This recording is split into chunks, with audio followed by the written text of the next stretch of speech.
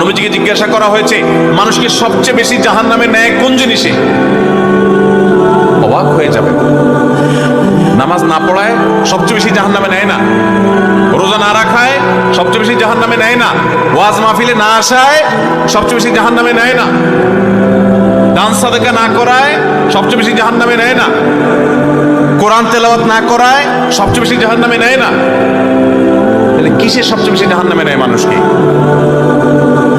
সুইলা রাসূলুল্লাহ সাল্লাল্লাহু আলাইহি ওয়াসাল্লাম আন আকসারি মা ইউদখিলুন নাস আন-নার, মানুষকে সবচেয়ে বেশি জাহান্নামে নেয় কোন জিনিসে জিজ্ঞাসা করা হয়েছে। নবীজি বলেছেন দুই জিনিস, আল ফামু ওয়াল ফারাজ, মানুষের জিহ্বা, মুখ এবং লজ্জাস্থান, এই দুইটা অঙ্গ মানুষকে সবচেয়ে বেশি জাহান্নামে নিয়ে যায়। সবচেয়ে বেশি জাহান্নামে নিবে এই দুইটা অঙ্গ।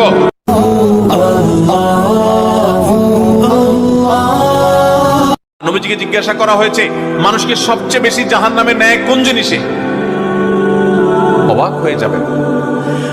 নামাজ না পড়ায় সবচেয়ে বেশি জাহান্নামে নেয় না, রোজা না রাখায় সবচেয়ে বেশি জাহান্নামে নেয় না, ওয়াজ মাহফিলে না আসায় সবচেয়ে বেশি জাহান্নামে নেয় না, দান সাদাকা না করায়